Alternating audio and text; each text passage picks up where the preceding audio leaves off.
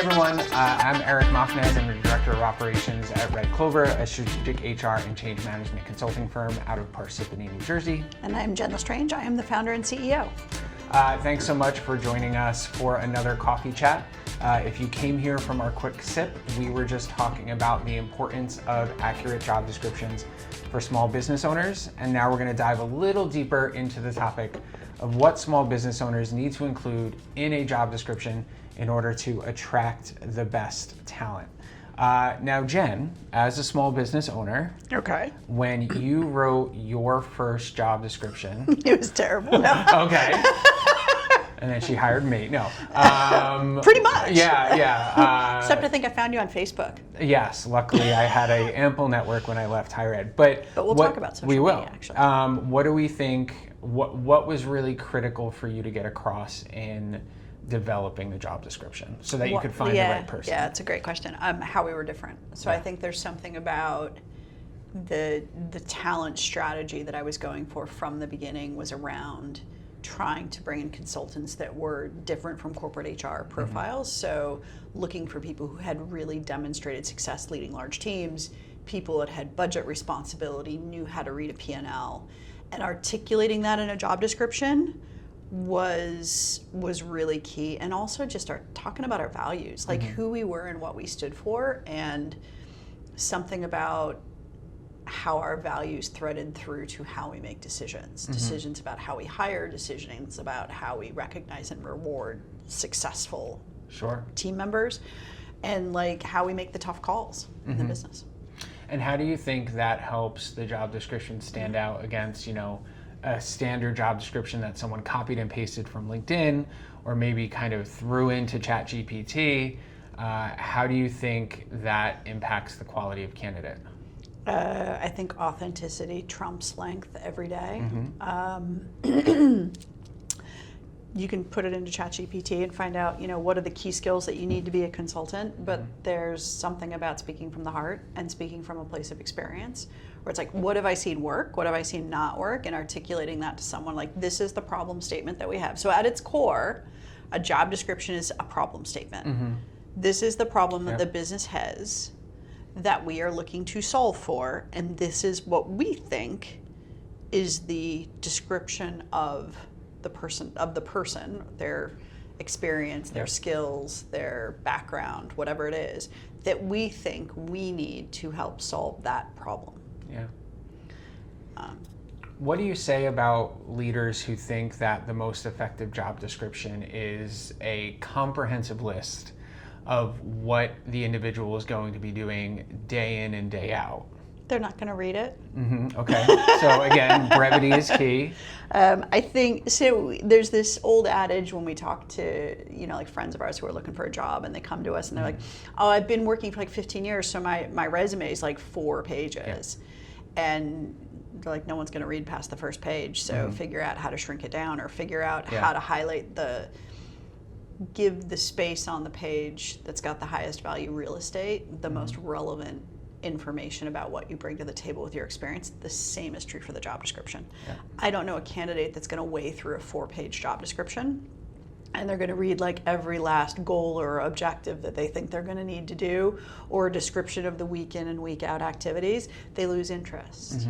And if they're already seeing that before they even get to an interview, why would they stay for the whole process? Yeah, I've always felt like job descriptions are a really effective marketing tool for the organization. And like you said, I think the About Us is a really good opportunity for you to market the company in a really unique way. And if that's really that first paragraph that someone sees, that's really going to grab their attention.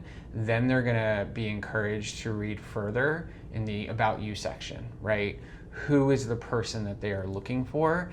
And if that really resonates with the candidate reading the job description and the job posting, it's like you've already got them, right? They want to work for your company. They've already identified that they know they're the right fit for the job.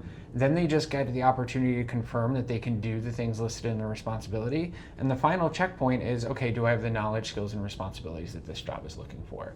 And you can really do that in a page and a half.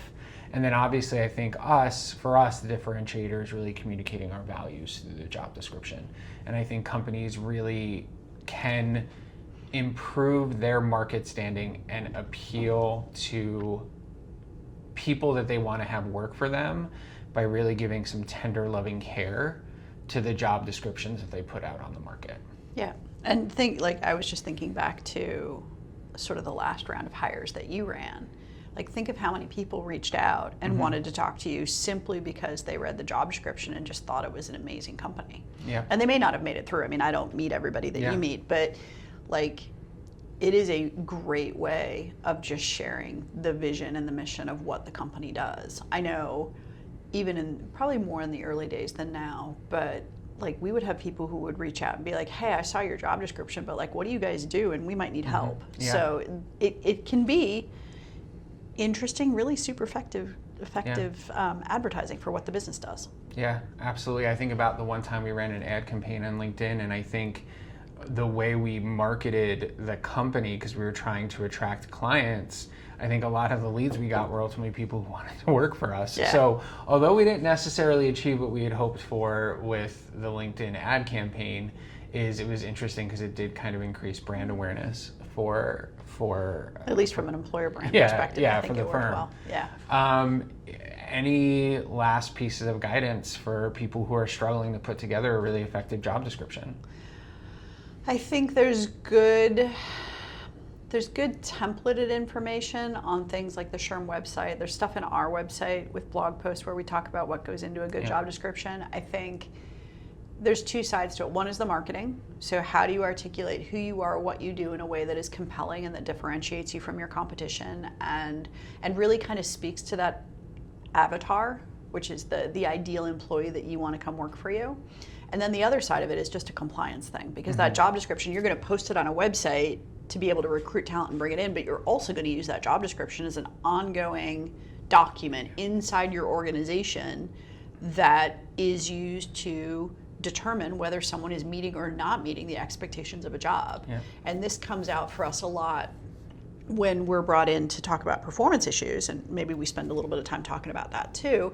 And when a job description is an effective tool for providing guidance on whether or not an employee is meeting the essential functions of a job, and whether or not maybe they're asking for an accommodation, and whether that accommodation is reasonable in light of the essential functions of that job.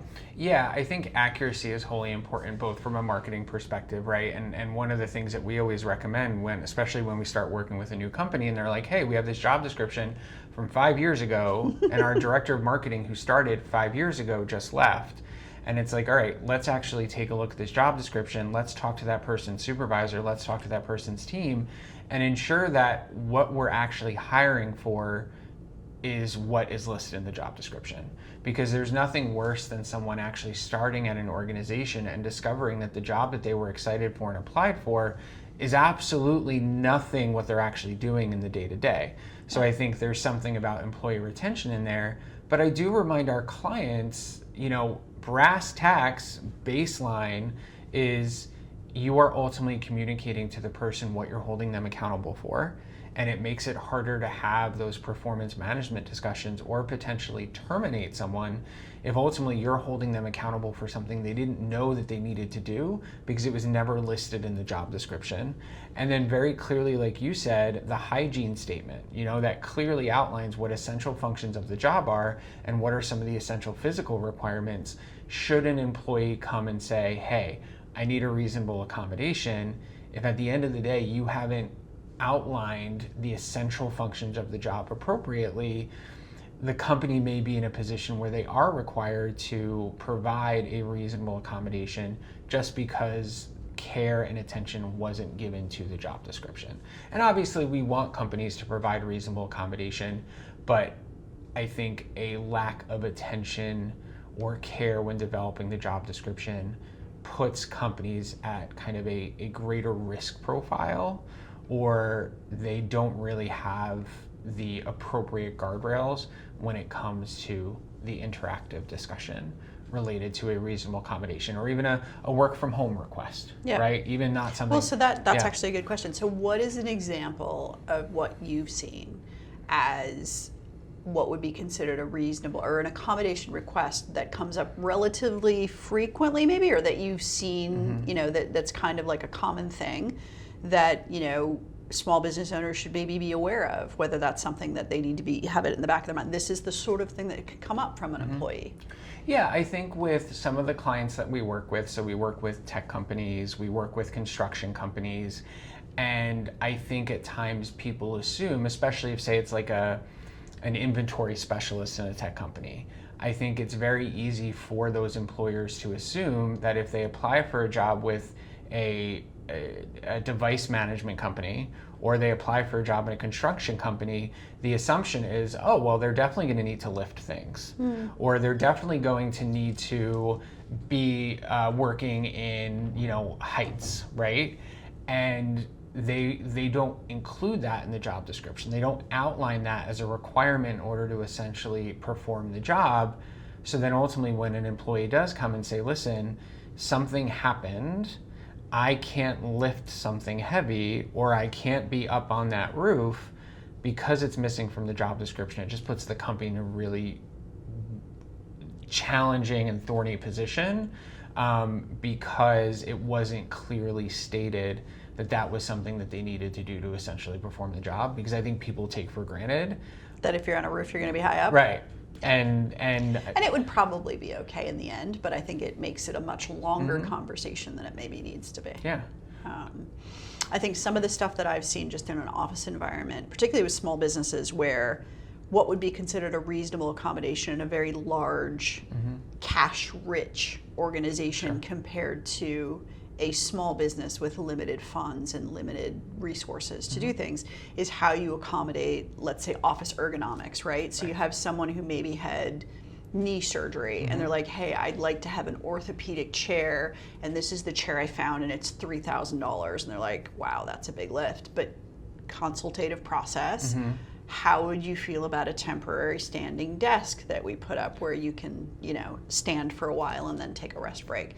And that only costs $300 instead of $3,000. There's something about the reasonableness of the accommodation, whereas a large company would say like, yeah, $3,000 chair, we're all good for it, no problem. We've got them in stock. Go pick up your favorite chair. Yeah. And other companies would be like, wow, that's a big ask.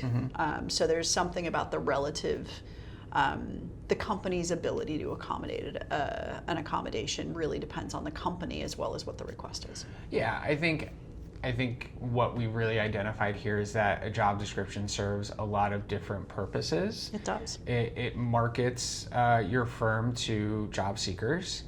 It really helps you articulate what the person's going to be doing in their day-to-day, and you have an opportunity as a business owner to make it a really exciting thing, an exciting job that people want to work, that want to work at. They want to work for your company because they're excited. But then at the end of the day, it meets a very basic HR people operations need of protecting the company and making sure that everyone who's entering into the employment relationship recognizes what are the essential functions of the job and what the company is able to do should there be performance issues or should there be a request for a reasonable accommodation. And it obviously goes without saying, if you ever do find yourself with a request for a reasonable accommodation, talk to your employment lawyer and have them 100%. Support you. Start with the attorney. Yes, have them support you in the interactive process because that's really critical to making sure that process goes effectively well. I feel like that's kind of like the fine print we need to include in every video. Like, this is not legal advice. It's really strong HR advice, but always consult with your employment lawyer. Because there are specificities in every business and specificities in every job. Yep. And they're going to be the ones that can best guide you based on whatever is the rule of law in your state. All right. I'm Eric Machnez. Thank you so much for engaging in some coffee chat with Jen and I today. Yes, it was lovely speaking with you, and I guess we'll make this kind of a regular thing. Yeah, just like, comment, subscribe, and we're going to continue trying to provide value and drive value, HR value for small businesses.